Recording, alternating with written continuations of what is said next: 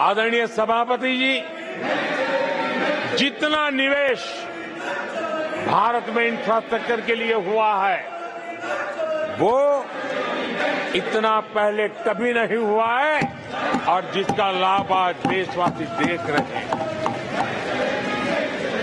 देश में बहुत बड़े पैमाने पर रोजगार और स्वरोजगार के अवसर बन रहे हैं। उसको विस्तार हो, उसको एक नए रूप रंग मिले, आधुनिक भारत की आवश्यकताओं के अनुसार स्किल डेवलपमेंट हो और उसके आधार पर इंडस्ट्री 4.0 में भी भारत लीडर के रूप में उभरे और हमारे नौजवानों का भविष्य भी संवरे, उस दिशा में हम काम कर रहे हैं।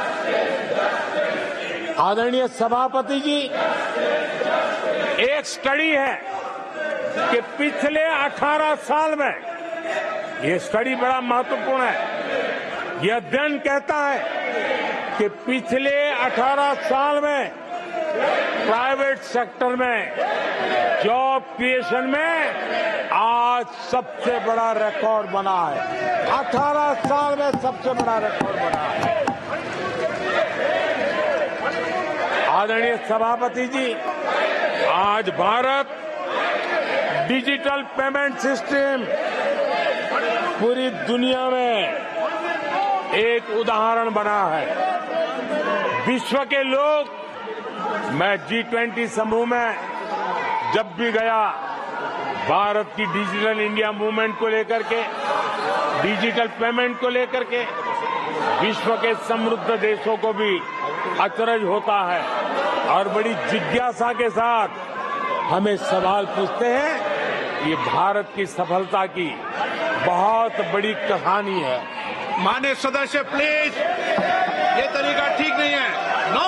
आदरणीय सभापति जी, जैसे जैसे भारत आगे बढ़ रहा है, स्वाभाविक है प्रतिस्पर्धा भी बढ़ रही है और चुनौतियां भी बढ़ रही है।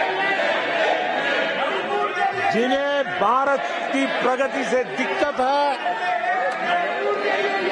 जो भारत की प्रगति को चुनौती के रूप में देखते हैं, वो गलत हथकंडे भी अपना रहे हैं। ये ताकतें भारत की डेमोक्रेसी,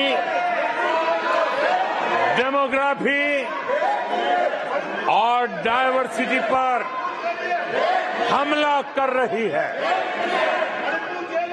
और ये चिंता सिर्फ मेरी नहीं है, ये चिंता सिर्फ सरकार की नहीं है, ये चिंता सिर्फ ट्रेजरी बैंक की नहीं है।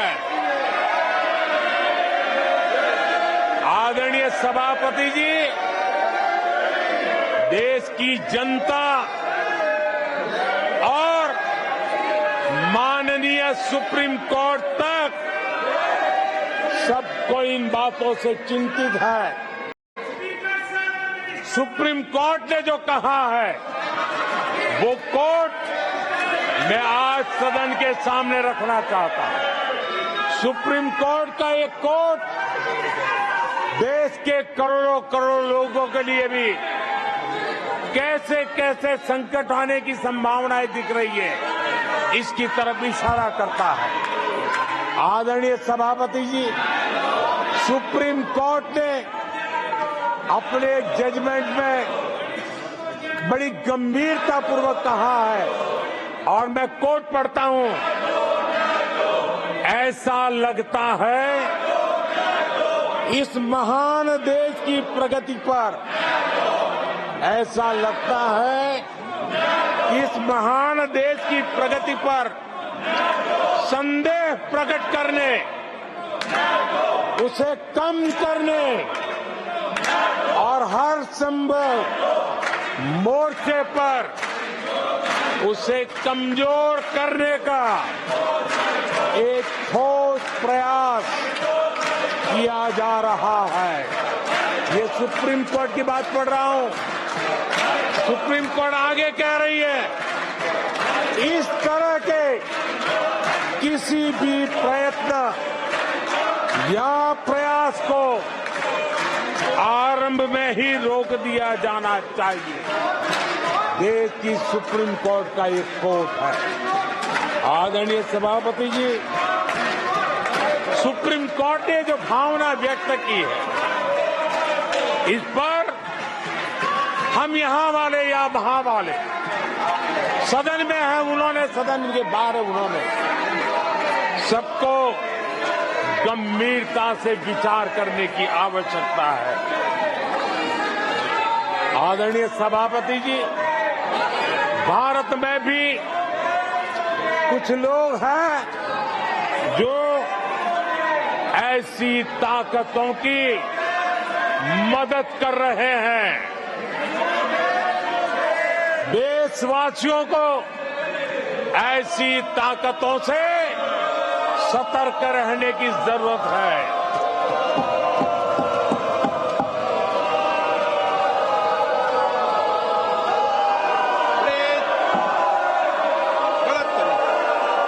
आदरणीय सभापति जी,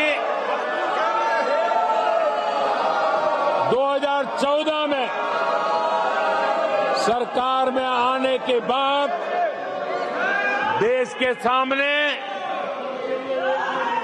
एक बहुत बड़ी चुनौती कांग्रेस के साथ ही कांग्रेस का इकोसिस्टम भी रहा है। ये इकोसिस्टम से मिली खाद पानी, इसके दम पर ये कांग्रेस की मदद से